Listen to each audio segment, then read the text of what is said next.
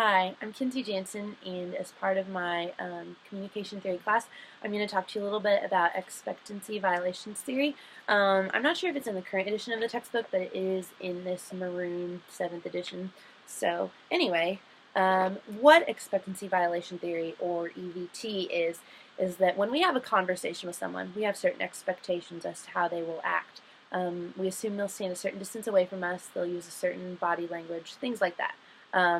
Sometimes those expectations are violated. You might be having a conversation with your friend, and this probably won't happen to you as an extreme example, but your friend might stand on their head. That would be a violation of your expectancy. So what this theory does is it attempts to analyze how we respond to those violations and why we do those responses as well. The creator of this theory, her name is Judee Burgoon, and I think I'm saying her last name right, but she was a researcher at the University of Arizona, and she says that violations cause responses in us by arousing us, not sexually, but more like distracting us from what the real message is. And basically, we have to rely on other things to figure out how we're going to respond to the message that's given to us. Basically, she says that when we're comfortable with our audience, we're more likely to violate expectations. If we're with friends, we're more likely to do something silly like stand 2 inches in front of their face or something.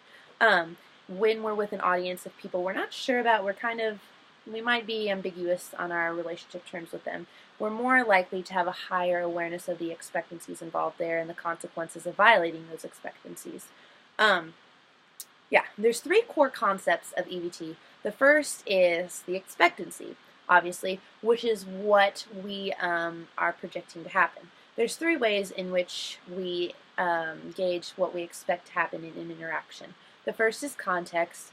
If you're in a situation with people and they're being silly and lighthearted, then you might expect an interaction with someone in that context to be, kind of fun and light.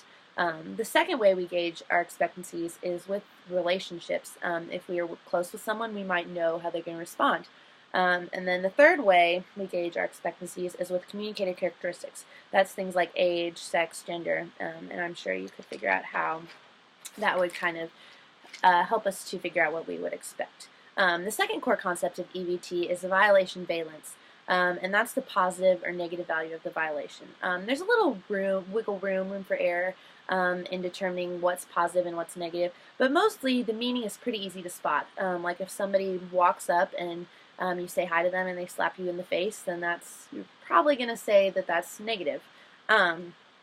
So meaning determines the meaning we assign to that, the violation valence, that determines what we do in return. So if someone has a negative expectancy violation, like slapping us in the face, we're going to probably respond negatively back to them, such as, slapping them back. Or if they have a positive one, conversely, we will respond positively back. When we are with someone and their violation is kind of ambiguous, that creates problems, and we kind of have to turn to the violator and figure out how they might affect our life in the long run and in the future in determining how we will respond to them. The third core concept of EVT is communicator reward valence, and that is the sum of positive or negative attributes that a person brings to the encounter and the future effect that they may have on your life.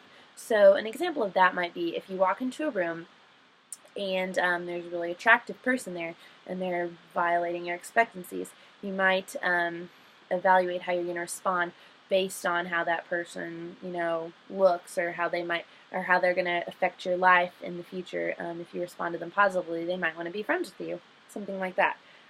So there's a few things that we have to take into account. Problems with EVT, you might say. What it does is that it really doesn't allow much room for a two-sided conversation. Judee Burgoon put it as conversations are not solos, but rather duets.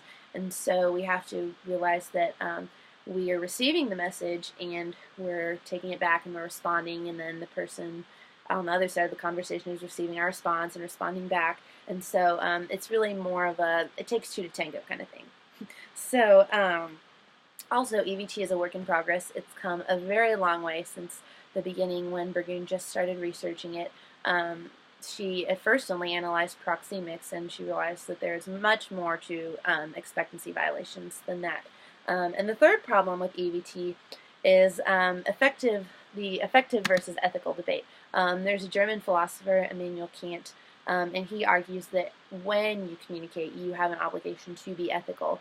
And when you violate expectancies, you have an obligation, he would argue, to be ethical rather than effective, and so you have to take that into account. So those are the problems with EVT, and that's basically all I have to say about it. So that is the end of my presentation.